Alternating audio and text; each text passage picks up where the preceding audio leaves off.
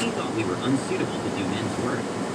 The third story, rude woman won't get her dream. Before we get to the video, friends, make sure you're subscribed to the channel if you haven't already. I'm trying to get 100,000 by the end of the year. So hit that subscribe button, and here we go. The first story is, but you highlighted the whole thing. First and foremost, I think we can all agree that group projects are garbage. 9 times out of 10, someone in your group won't carry their weight, and those people should know no happiness for all eternity. Anyways, about 5 years ago, I was in my sports communication class, and the teacher was assigning class groups that we would be with for the rest of the semester. I was paired with 3 male partners, all of which were already friends, who were already pretty chummy and talkative in class. Not a big deal, right? Wrong. They were all dead weight. You would think I'd have been ripped by the end of the semester, the way I carried them on my back. Group report after report, it was like working by myself, while they patted themselves on the back doing the bare minimum. I'm not a confrontational person, and I hate doing anything less than my best, so I kept submitting high-quality reports, and we kept, as a group, getting good grades. It's not that I saw my opportunity, it was more so I was done that final semester. I had been working 2 jobs with a full course load, and we had just received our final assignment worth 30% of our grade. It was a decent-sized assignment, a 10 written page report, and a live presentation. We split up the sections, me taking the bulk of the writing, because handful of Skittles, you're just so much better at writing, man. You get the picture. I looked at the project, and the decent chunk I was willing to manage, and told my group this time I really couldn't step into work on other items, other than what we discussed already for everyone's responsibilities. Everyone agreed, and we went on our merry way. Now, with finals and other reports, and work all creating the perfect anxiety storm, I told them we can keep the project going using a Google Doc, so we can make edits as we go along. Also, it would allow me to keep an eye on their progress. 2 days before the report and presentation are due, mind you, one of the 3 stooges volunteered to create all the slides for the report, and I see that they in total have added 3 paragraphs to my 7-page contribution to a 10-page report. I messaged them all asking where the rest is. I hear nothing. I wait another 24 hours. Surely they could not be the leeches that I so feared them to be. I was wrong.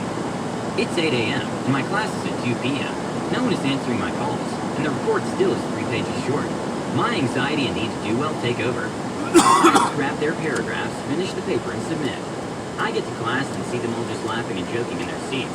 I'm curious, but keeping my cool.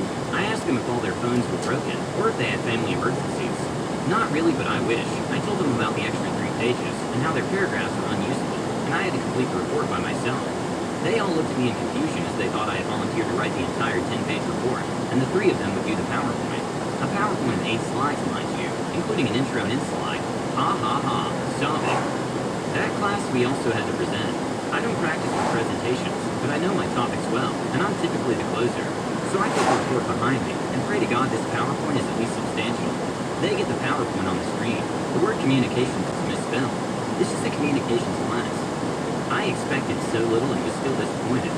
Seeing the misspelled word, I snapped. I had had enough. I felt so defeated that my teacher would base my work off the work of these baboons. I did what I never thought I would. I snitched. I like to think I was subtle, but who the F am I kidding? Immediately after we gave our presentation, I walked out. Didn't stay for the rest of the class.